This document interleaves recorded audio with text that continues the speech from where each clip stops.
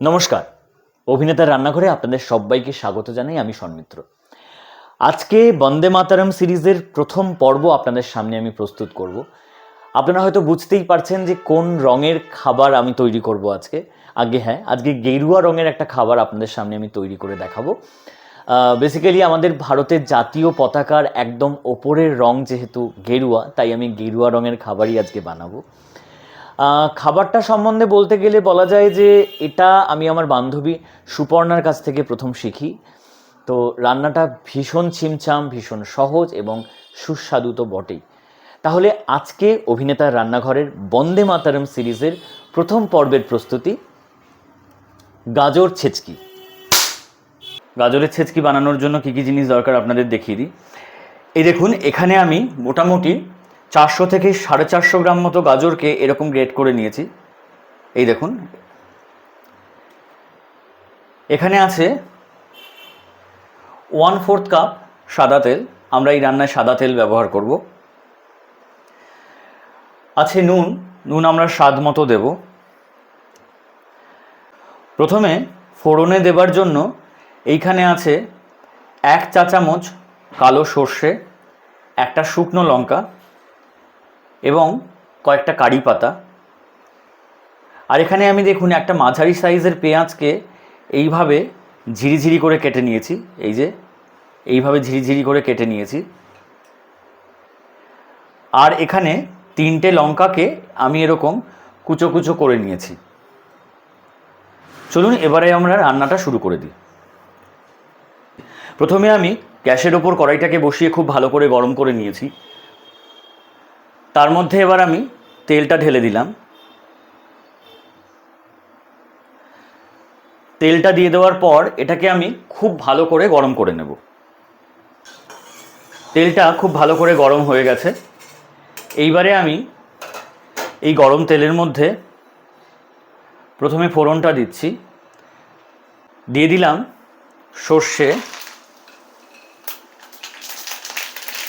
দিচ্ছি শুকনো লঙ্কা,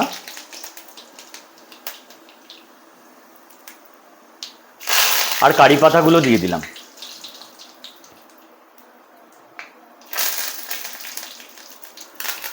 ফোড়নটা দিয়ে দেওয়ার পর আমি এর মধ্যে পেঁয়াজ কুচোগুলো দিয়ে দিচ্ছি।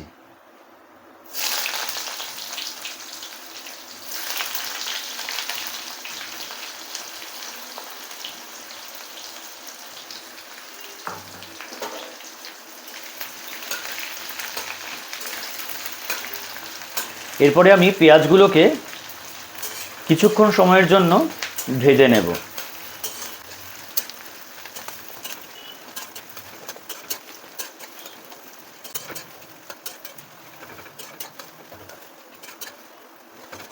পেঁয়াজগুলোকে আমি 1 থেকে 1.5 মিনিট ধরে এভাবে ভেজে নেবার পর এর মধ্যে আমি গাজরগুলোকে দিয়ে দেব।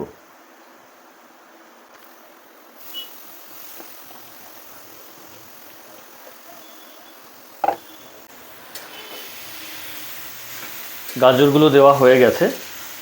এইবারে আমি খুব ভালো করে পেঁয়াজগুলোকে গাজরের সাথে মিশিয়ে দেব।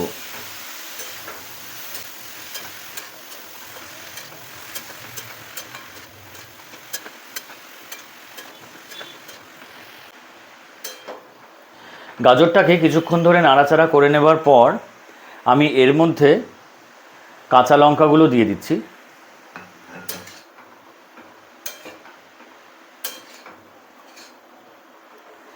আর দিচ্ছি 1 চা চামচ নুন।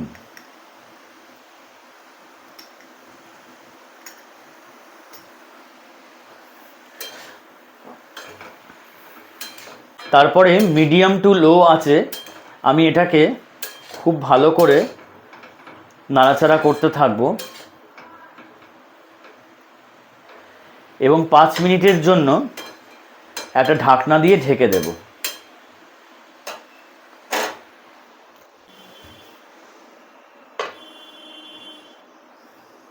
এই দেখুন, 5 থেকে 7 মিনিট পর আমি ঢাকাটা খুলে নিচ্ছি। এই দেখুন, আমাদের গাজরের ছেচকি কিন্তু একদম রেডি।